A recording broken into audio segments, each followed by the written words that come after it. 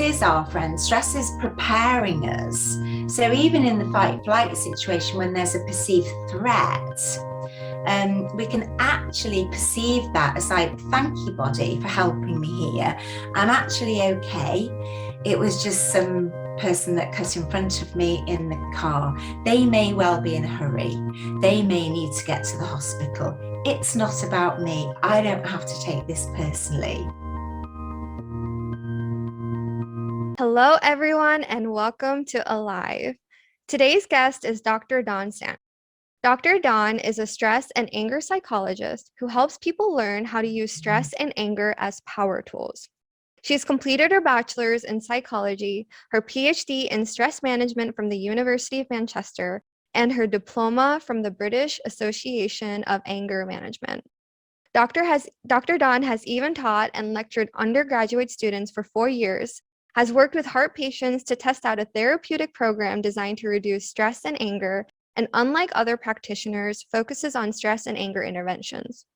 Dr. Dawn helps you to learn how to make peace with your stress and anger to improve yourself and the relationships with the people around you. She helps you transform your outbursts into sunbursts. Dr. Dawn, welcome to Alive. Thank you, Shubhi. That was a great introduction. I nearly didn't recognize myself. Oh, thank you. I honestly It's good to hear it all put together like that. Lovely. Yeah, and it was so much fun reading about it too, and reading about your experience. And even before, starting recording, the whole your journey it's just so interesting to hear about. But I really like, for people who don't know exactly what is stress, like what is happening in our bodies when we are stressed out. Well, stress is stress is triggered by the survival mechanism, which has become known as the stress response. But it's there to support us to survive, and that's why we're still here today as a human race. It's a reptilian response. It's very old, it's very quick, it's very efficient. And nowadays it gets triggered by emotional threats rather than actual saber-toothed tiger threats. Right. Or, the caveman running after you with a truncheon or whatever he used to do. Yeah. So it's as we evolve, the stress response is still the same.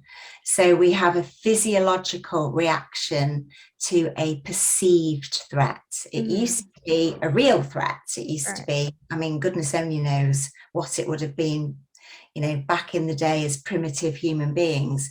But nowadays we can trigger the stress response just according to any level of threat, a perceived emotional threat. Right. So even just somebody not being very nice to you, an insult. And we've all been there. We all know how that feels. Yeah. It's a physiological response.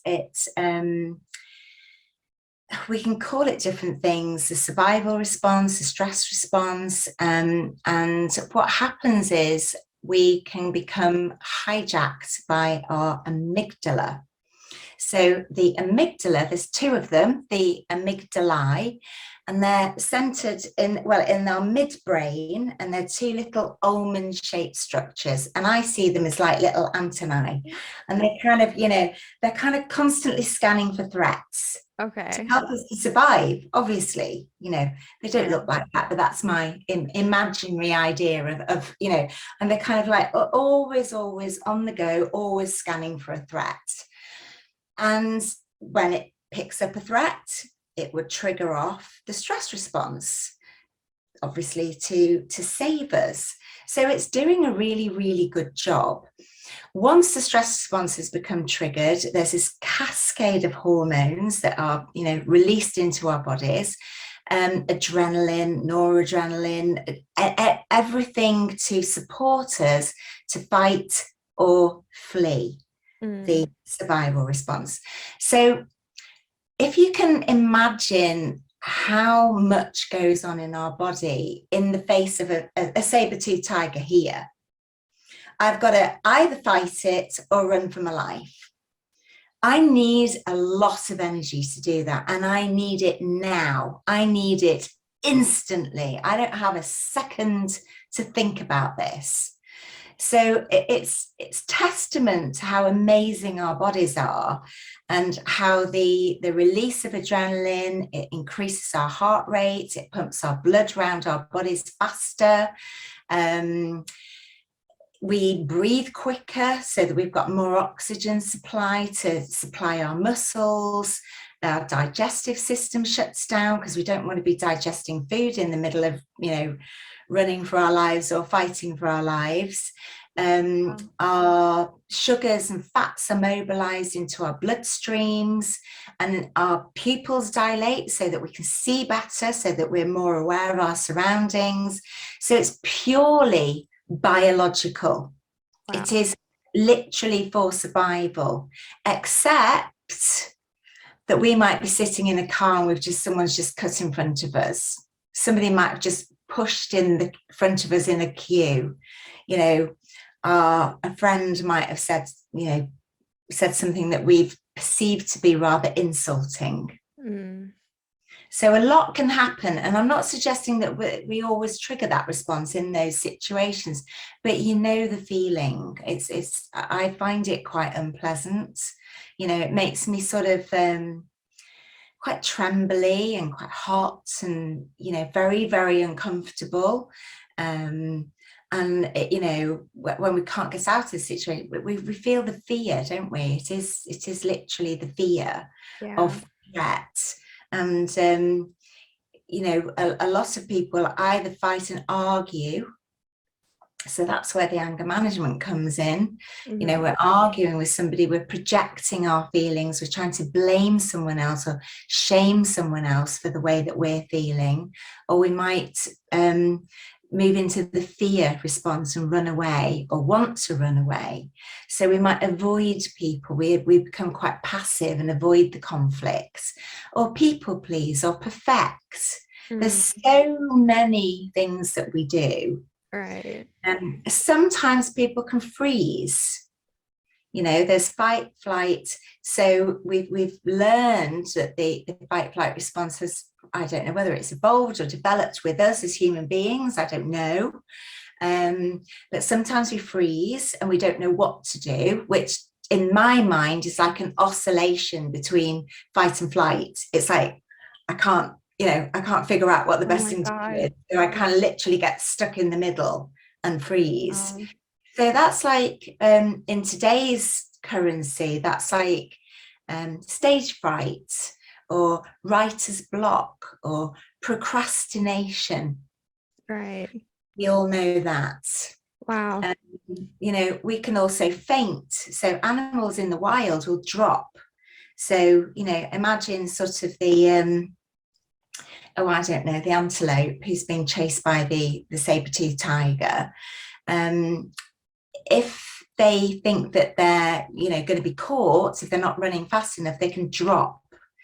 And a predator is more likely to leave an animal that's dropped alone, because they think that they've died, so they can come back later to get their prey. Or they don't like to, they perhaps won't eat dead meat. So it's an additional kind of survival response. But we can faint as human beings. We faint. I'm rather faint at the sight of blood, and what it does, it gets me out of the situation. Right. Lots of people, so we've all got fears, haven't we? And some people faint at different things. Yeah. Wow. And that's the faint response that is still connected with the survival response. Right. And we can also feign.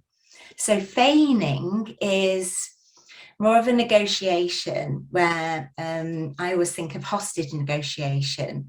So feigning is, it's manipulative. I don't mean manipulative in a negative way, but in terms of trying to bring the other person round, trying to negotiate, trying to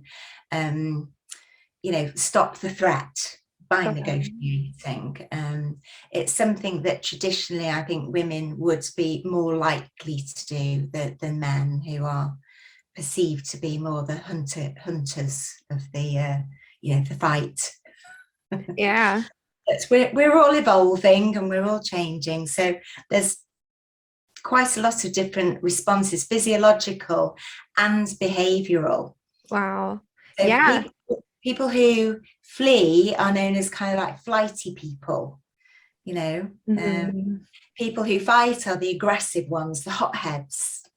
Right. There's sorts of kind of coping strategies and typologies that are born out of our fundamental stress response. Wow. And that's really interesting because I've definitely heard of like fight or flight. Freeze and the feign one are new to me. And I've actually went through freeze very recently and I can really resonate with it. We recently had someone rob our house. They came into our house, they robbed us, and that was fine. That happened a couple of months ago. Then recently, the alarm went off in the middle of the night, and that scared me. No one else was reacting. I got up, I was at my door, and I was frozen. I didn't know if I wanted to open the door because I was scared someone was downstairs. And I didn't, but I also had to run to my parents to make sure, nothing happened. So for 2 minutes, I had no idea what to do. And then I ran to their room, which is this room right here. And then I was frozen. Like I woke them up and then I just didn't know how to react. And I just had like a panic attack. And I've never had that before. So like your freeze is like, that's crazy. Like I can see that. And I that's really interesting. And fight or flight is the one that I've heard of most, but not the other two. Um, That's very, a beautiful illustration, and thank you for that. That is absolutely it. Yes. Now, so your amygdalae are doing, a great job. So the thing with the stress response, the survival response, is that the more threats we detect, the more sophisticated our amygdalae become.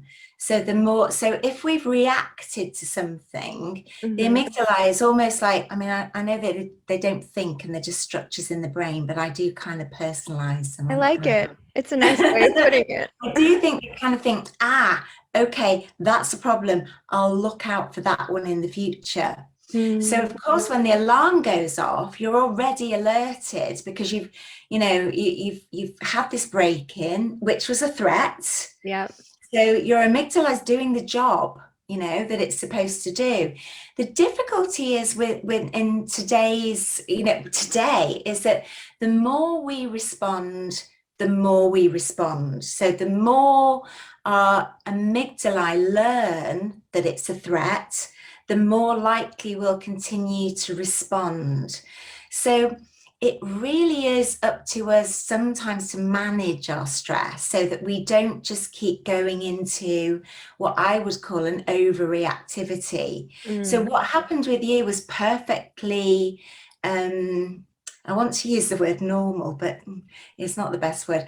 It's perfectly reasonable and fits with the situation. right. It's fitting, it's appropriate. But we can develop all sorts of anxious conditions and anxieties Yeah. around safety. They can become more generalized. And that's when we need to make a conscious effort really to sort of calm down the stress response and relax it, Yeah. um, and remind ourselves that actually it isn't a threat. Yes. Amygdala, back in your box. It's okay. I've got this.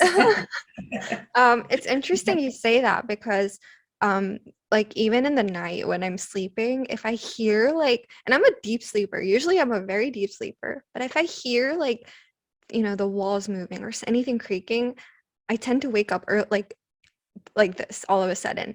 And then I'm like freaking out and my mind's running, and I'll be like, okay, Shubhi, just calm down. It's just the wind. And then I literally had to like, I still have to do that because I'm freaking out.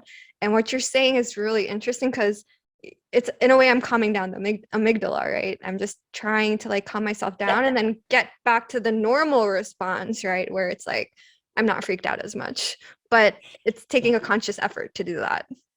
I agree. Absolutely. 100%. Yes. It's a conscious effort.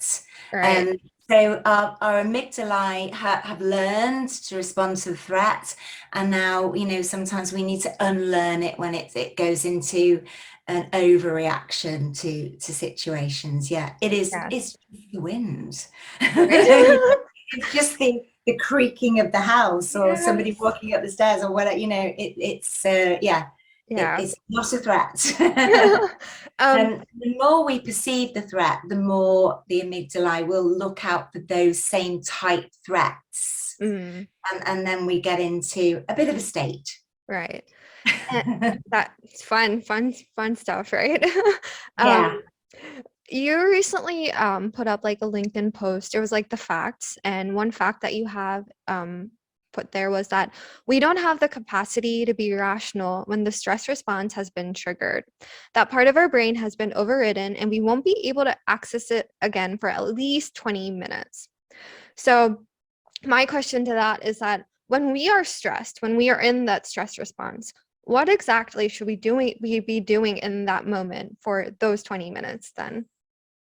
Well, I think initially the awareness of that is key, just to know that we're fit for nothing in that moment, or for that, because just think about what's just happened in our bodies. Think about the sort of hormonal surges, the amount of adrenaline, our hearts beating faster. We're not in a calm, rested state. We're on high alert. We are actually primed to run or fight. That we're fighting or fleeing, one or the other.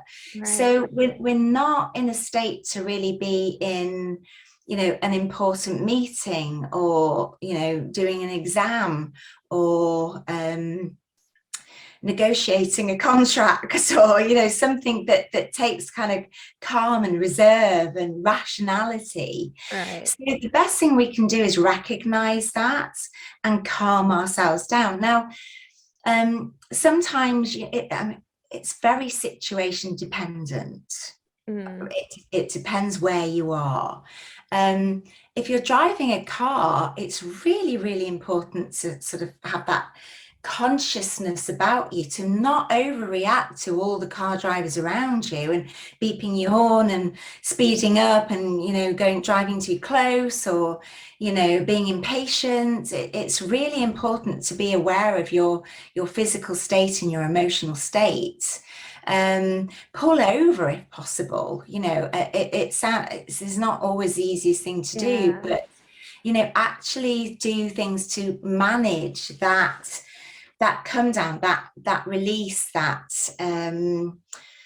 relaxation, or move towards relaxation. But you can't just relax, because you've got Yeah. all this going on in your body. Now, what animals do, they shake it out literally. It's an Oh, instinct that they have. With us, we don't. It's not a natural instinct for us to shake it out, so it gets stuck in our bodies. And we need to release that energy somehow. So right. if you can go for a run, if you can go to the gym, those are the times, to actually, get it out. If you can't, just be aware that those sort of physiological reactions, that surge of hormones, has got to subside, and it's going to take time. Now, what I notice is that sometimes when my stress response is triggered, it might be triggered when I'm in a conflict situation. So this is where the anger management comes in. Mm, And my fight flight response is triggered. I want to kill, maim, disfigure. I'm going to prove to you that I'm right, you're wrong, I'm right. We are in conflict, I'm not listening to you. I'm the yeah. typical angry situation. And I can feel it. I can feel my heartbeat fast. I can feel my heart practically beating out of my chest, Yeah. hoping the other person can't see it. Um, and that's the time when I need to calm down. This situation is going nowhere. And often case, the other person has also been triggered. Right. So this situation is only going to escalate. Yeah. That's what we know. Yes. That's what we know. So you can go there if you really want. It's actually a choice. Or you can leave the combat zone. You can get out of it. So if we're just talking about the stress response and you're at work, you might make an excuse and go to the bathroom, take a few deep breaths. Right. You might go think outside of the box. You've got to look after yourself. Yeah. I'll carry on. I think I've frozen on. Yes, you've frozen. Yes, I've frozen you, but yes, You're back. Yay. Yes. In an anger situation, get out of the combat zone. Say to the person, listen, I feel really angry right now. I'm not in a place where I can talk anymore about this. I'm not listening to you. And perhaps, well, actually, it's not worth saying you're not listening to me, but I'm not listening to you. So I'm going to leave, but I will come back. It's not okay just to storm out and slam the door, which is what we do. Yeah. It's about agreeing and say, we will discuss this, but when I'm calmer, and that's the promise. And so I can leave and calm myself down. Now, sometimes the situation is that the other person wants to follow you. They want to resolve it now, but my stress response has just been triggered. Right. So all they do is continue to reactivate it. So in that situation, I'm not going to calm down in 20 minutes. I'm going to calm down after I've stopped being reactivated. Gotcha. It could go on for ages. Right. Yeah. And the more it gets triggered, the more hormones I've got flooding around my veins, and the longer it takes me to overcome it. I know when I've been really, really in that sort of really angry kind of rage space, I'm not calming down in 20 minutes. Right. Yeah. I can feel it. I can, yeah. It's going to take a lot longer. Right. So we just have to gauge it. When you feel calm. So there's a myriad of things that we can do. There's all sorts of things. It depends what floats your boat and what you enjoy, what you're good at, what works for you. Right. There's so many different strategies that we can pick from. Yeah. And I guess that's where it comes to like experimenting, right, with yourself, figuring out what works for you, trying different things, and then dropping what doesn't and then sticking with what does. Yes. Yeah. Go and put the kettle. Well, it's a very British thing to do, but I'm just kind of thinking in a work situation, any situation, put the kettle on, make yourself a cup of tea, or probably not a coffee, and probably a herbal tea. We probably don't need any more stimulants in our bodies. Right. Get yourself a glass of water or a hot chocolate, or something calming if it takes an activity and action. If you're into yoga, if you're into meditation, if you're into visualizations, knock yourself out. Now's the time. But it's the courses. It's really whatever you like. Go for a walk around the block. Increase your steps. I'm pointing to my Fitbit. Get some steps in to take advantage of. It's a nice day. Go and breathe. Go and ground yourself outside. Go and appreciate nature. Right. There's no limits. Yeah. Have you ever worked with like clients who are stressed out all the time and they're so used to being in that sort of energy state that they don't even realize that they're like always hyperactive? Have you ever noticed that? Is that a thing? I think it can be a thing, but there is also eustress. Okay. So there's kind of eustress is like a positive stress. So that's when stress, for example, there's no, I don't feel terribly stressed doing anything like this, but there is that kind of rush of, adrenaline, and it's a preparation. So it's really useful. That there's a TED talk actually that I would love to point everyone to. It's really fascinating. It's Kelly McGonigal, and I think it's something like make stress your friend, or stress is your friend, or something like, it's a TED talk. You'll find it. Okay. Kelly McGonigal. And stress is our friend. Stress is preparing us. So even in the fight flight situation, when there's a perceived threat, we can actually perceive that as like, thank you, body, for helping me here. I'm actually okay. It was just some person that cut in front of me in the car. They may well be in a hurry. They may need to get to the hospital. It's not about me. I don't have to take this personally. But thanks anyway, amygdala. You've done a great job there, but I don't need it. In an exam, when overcomers, that's not useful. But if we can be conscious about the role of stress, it's there to help. Right. It's there to help us survive. Yeah. It's there to help us. So it's really useful to see stress as a positive response. Whether we need it or not is really up to us to manage, I would say. So eustress, is a positive motivation. And we all need a bit of stress to get us going, don't we? Especially some people leave things to the last minute to, find the motivation to drive them through to get a task done. And that's almost like creating stress, just so that, we have that drive to hit the deadline. Right. Yeah. I'm not suggesting that it's a useful strategy, but we do use stress in that way. But eustress is a positive stress, and it's more excitement. So it might be, the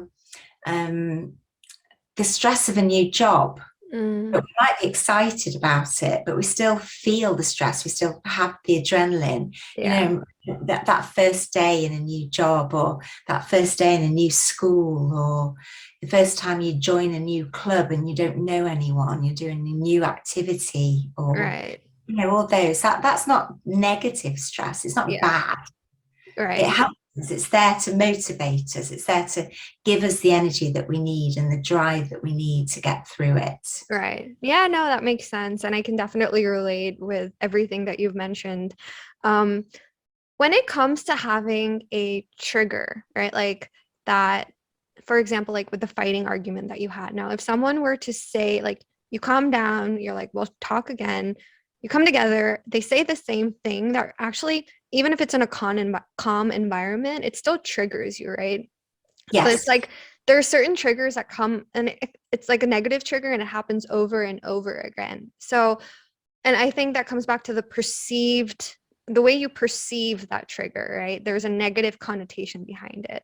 So how do you change that from a negative connotation to something positive? Or how do you kind of remove that trigger from your life, if that makes sense? Yes, it does. It does make perfect sense. What we tend to do in those situations is all those triggers, when somebody says something and we find it triggering, it's because we've taken it personally. It's because we've made that statement about us. I'm trying to think of an example, really. Somebody said, "Oh, Dawn, that article you wrote for such and such was a bit long." Well, I could perceive that as a criticism, or I could perceive it as constructive feedback. Right. And I can go, okay, what do I need to do? How many words are we looking at? Will you work with me to see what bits we can chop out, or which bits we can shorten, or, refine? And there's no threat there. Right. But I can perceive the same comment as like, oh, it wasn't good enough. And what I do, I make that comment about me. I personalize it. In other words, I haven't done a good job. I got something wrong. I made a mistake. It's my bad. Right. And that's where the triggers are. Now, I do a lot of work in anger management around this, and it's triggers and activates what I refer to as a negative core belief. Yeah. We all have core beliefs about ourselves, and some are limiting, which is what I call a negative core belief, and some are not limiting. And we don't have to worry about them because whatever they are, they don't limit us, they don't affect us, they don't bother us. But our limiting beliefs about ourselves are negative, and they do limit us and they do bother us. And that's at the root of the trigger. Yeah. So my negative core belief is that I'm a failure. I know that. I'm more than familiar with that. All roads lead to Dawn being a failure, which is not true. But these core beliefs, we only ever find the evidence to support them. So I don't look for the evidence of my successes. I only look for the evidence of, my failures. Yeah. And I can walk into any situation and pick out all the things that I've done wrong, made a mistake, all my failures in it. Equally, I might have a core belief about myself that isn't limiting, that's positive, if we dare label it that. So one of mine, strangely, is that I'm good at maths. Okay. Despite my failure in my A level, despite me probably not being brilliant at maths, it just doesn't shift. I only ever look for the evidence to support my core belief that I'm good at maths. Right. And it doesn't matter, we could have a maths competition, I could fail miserably. It wouldn't touch the sides with me, it wouldn't bother. It's never going to shift my core belief. It really doesn't bother me. Whereas the limiting beliefs are real triggers. So if somebody said to me, oh, Dawn, that piece was a bit long. If I'm not being careful, I can interpret that as a threat. I can see that feeding into my negative core belief. Well, of course it's too long. I'm a failure, aren't I? But there'll be a big long dialogue before I get to the failure. It was like, damn, I didn't know the word count. I didn't know that it didn't have to be like a white word. Well, I must be stupid because I didn't find that out. I never asked the question. I didn't know what to do. I go into all this blaming and shaming of myself, which ultimately means it confirms my belief that I'm a failure. Right. Wow. So awareness of that is, again, key, really. And awareness of not perceiving something as a threat when it isn't. Yeah. And so do you have because let's say I am aware of a negative trigger, right? And I need to sort of change my perception around that.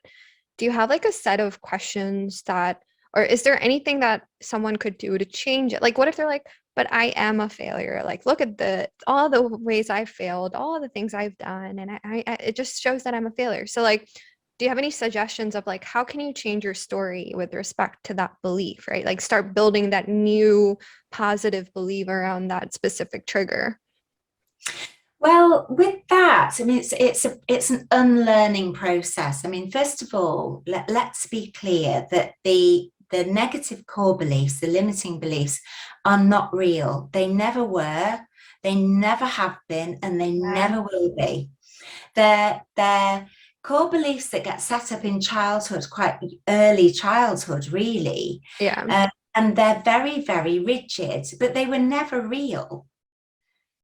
It's a complete fantasy. So I always say to people, and I apologize if there's any spoilers here, but the negative core belief is as real as Father Christmas. It's as real as rainbow colored unicorns, fairies, mermaids, the Easter bunny. Yeah.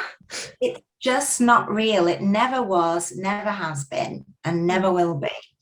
So it's a kind of a myth busting exercise, and to move towards balancing out, because I'm not a failure, I'm not a total failure, and I'm not a success, I'm not a total success. I'm a mixture of all things. I'm all of those things. Some things I have failed and some things I have succeeded in. Sometimes I've failed miserably and Right. sometimes I've succeeded exceptionally. And, and most times it's kind of somewhere around the middle, it's not a big deal. So it's just restoring that level of balance. And that's what will remove the trigger. It will not make it a sensitive point. Right. I'm not a failure or a success. I'm Dawn. I'm not anything Yeah.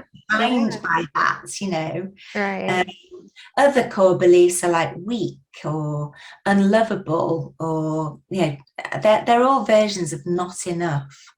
And generally speaking, those triggers trigger that not enough. Yeah. Yes, for sure. I had like a recent thing where, so when I was younger, like coming, my mom always like wanted me to be like, she always took care of me in the very nicest ways. But I was always a chubby kid. And so, she wanted me to be healthy. And for me, like even now, whenever she will ask me to be like, oh, why don't you work out or something like that, that used to be a negative trigger for me because it was Yeah. immediately I'm not enough. I'm not enough. And I wouldn't lash out, but I would get all these irritated feelings. And I'm like, okay, should be like, why am I feeling this way? Is it the truth? Is it that I'm not enough? Like I am taking care of myself, right? So I had to change that negative trigger into something of like, okay, she's coming from a caring place, obviously. Now, I just use her as a reminder of like, hey, did I take care of myself today? Did I take care of my body today? And like that changed, like, it just became so much easier for me after I started doing that. And it didn't come under like one day, or like I wasn't able to do it the first time. And sometimes I forget, right? Because it's so ingrained within me. But like it's possible. And it's kind of crazy when I think about how like a small perspective shift can like create such a huge difference, right? So I can definitely resonate with that. You've kind of raised a couple of really important points there, really important points. So first of all, when we take something personally, or when we perceive it as a threat, when we reach the conclusion that we're not enough, it's often triggers our anger and all those feelings that you were feeling, like that kind of like irritation, that kind of like grittiness. Yeah. It's not comfortable. It's fundamentally anger. Mm. That's what it is. If we're going to name it, that's what it is. Okay. And it's not rage anger, but it's an irritation. It's Yeah. still part of the anger spectrum. And I'm really passionate about this. I see anger as love's greatest defender, and anger is like the amygdala. Really, Mm. it's just going, excuse me, we need some love here. There's a problem. We Mm. need to pay attention. Please, can you listen? Yeah, there's a bit of a gap there, and it needs to be filled with love. Oh, So whenever we've got that kind of I'm not enough, right. that's where the love needs to go. And that fits beautifully with what you're saying. Am I taking care of myself? But Right. the work I do with clients is all around, and this is the most powerful work that I do. And it's the most challenging work that I do, is working with individuals on how to meet their own emotional needs. Mm. That's the antidote. That's the Yes. antidote. When I'm not enough, what is it that I need?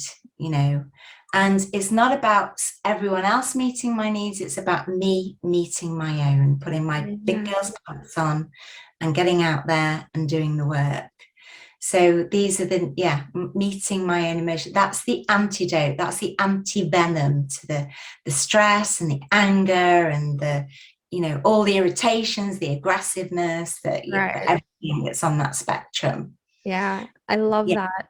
I think that's so important. And I it's something that I've come to realize recently. And I just think that that's really, really important to like take care of yourself, your own needs, and anything and everything that you want.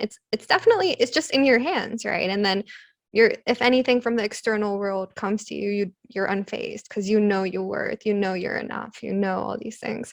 So I love that. Yeah. And your mum was trying to do that, wasn't she? Your mum actually is a caregiver. When we're Yeah. children, our caregivers are responsible for that. It's a bit of a precarious thing because there's caregivers and caregivers, so not all, we're not all had a great upbringing. So we don't necessarily learn how to care for ourselves if our Right. caregivers haven't cared for us very well.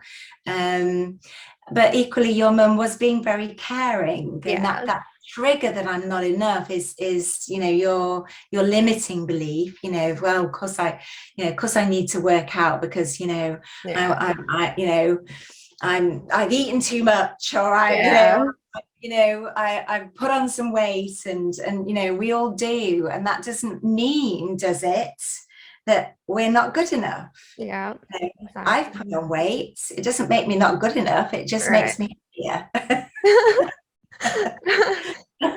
Yes. I Yeah. didn't fail. I just ate more. I love Um, that. so yeah, that's the fact of the matter. But the reason why I ate more is the question. Right. That would be the key. That would be the key. And what's that about is what I would ask myself. Yes. And why do I do that? Because when I'm overeating and eating too much, am I meeting my own emotional needs? Yes. The answer is no. There's Quite so frankly. much in like one trigger. There's so much that you can learn, right? There's so much of like uncovering of what's underneath those emotions and those feelings. It's like a journey within yourself almost. It is. It is. Yeah. And so I know this is like, what are the long-term effects of stress? Well, strictly speaking, heart disease, cancer, high blood pressure, which can cause all sorts of issues. In my opinion, and I'm really going to put myself out here, pretty much many or most things that are illnesses, it causes dis-ease. Ah. Ease. Ooh. Ah. And I have no doubt that stress is connected to many more illnesses than we care to believe. Because if I'm stressed, when I'm stressed, what we tend not to do is deal with the stress. What we tend to do is avoid it or numb it, or so I'm a carb kind of girl. I'll reach for the something sweet or something carby. It gives me that instant quick fix, and I automatically feel better. Right. So then I put on weight. So if I keep doing that and I'm eating too many carbs and too much sugar, well, that's going to have a detrimental effect on my body. Right. That's going to cause me health problems. Ultimately, if I didn't stop, it would put me at risk of diabetes. It would put me at risk of heart disease. It would put me at risk of cancer. So it's what's behind the behavior that I'm asking people to question. Right. And so when I did my original research, there was traditionally accepted risk factors for heart disease, which was high blood pressure, smoking, what was it? High blood pressure, smoking. What are the traditionally accepted? I've gone blank. Sort of more physical things. I think there weren't many. A genetic predisposition. But around the sort of the high blood pressure and the smoking and the obesity, for example, what's the common denominator? Stress. I would say stress. Yeah. Yeah. So it's behind the behavior. Why do people do anything to the extreme? Overeat, undereat, over exercise, don't do any exercise at all. Why do we drink too much? Why do we spend too much money. What's the void? It's all emotionally driven, and they can all have a detriment on us. All of these behaviors, these kind of acting out, I call it, are all emotionally driven. And what is it that we're not attending to? Yeah. Which is right back to, what is my emotional need? Right. Wow. I wish we had like an image of like all these different things that come down to like, your emotional need. Like I think that would be so powerful, but that's so true. Um, I guess, Dr. Dawn, what is the impact that you want to have on the world? I Well, a couple of things really. I like to get people to think differently. Mm-hmm. I like to turn things on their head. I like that kind of impact. I like, to really do quite a deep dive often, and get people to really think about things. Um, what was the other thing? There was two things that came into my mind really. The impacts I want to have on the world. Yeah, get people to think about things differently. Yes, an awareness, to Mm, raise awareness of all the things that we've talked about today. right. Just having an awareness is a start. For sure. For sure. Once you've seen something, you kind of can't unsee it. Once you're aware of it, you can't not be aware of it anymore. Yes. So it's a Yes. really powerful, starting point. It gets us off the starting block, or at least on the starting block. Yeah, I love that. And if people want to reach out to you, where can they find you? Well, they can find me on LinkedIn. They can find me on my website, which is New Dawn Psychology. I will link it. Um, Yep, I am on Instagram in various guises, but I don't post anything on that right now. Okay. That's a work in progress. So don't hold your breath. Um, I will get to that. okay. For me, managing a business and seeing clients is really like having two full-time jobs. So Right. and my priority are my clients. So the whole social media side of things is like a whole job by Yes, itself. Like, for so sure. I find engagement with LinkedIn great and I love it, but it also takes up a massive amount of my time. So translating that into other social media platforms is like overwhelm and stress. Well, definitely follow Dr. Dawn on LinkedIn. There are some golden nuggets in her posts. That's how I found her. But thank you so much, Dr. Dawn, for today. It's such a wonderful conversation. Thank you, Shubhi. You are truly gifted. It was so Ah, lovely. It's a thank you. very natural questioning, and thank you for your insights and your own. It really brings topics alive when people talk about their own stuff. Yeah, yes. Well, It makes it relatable, doesn't it? So yes, thank you. of course. Thank you. And thank you guys for watching. Until next time. Bye. Thank you. Bye.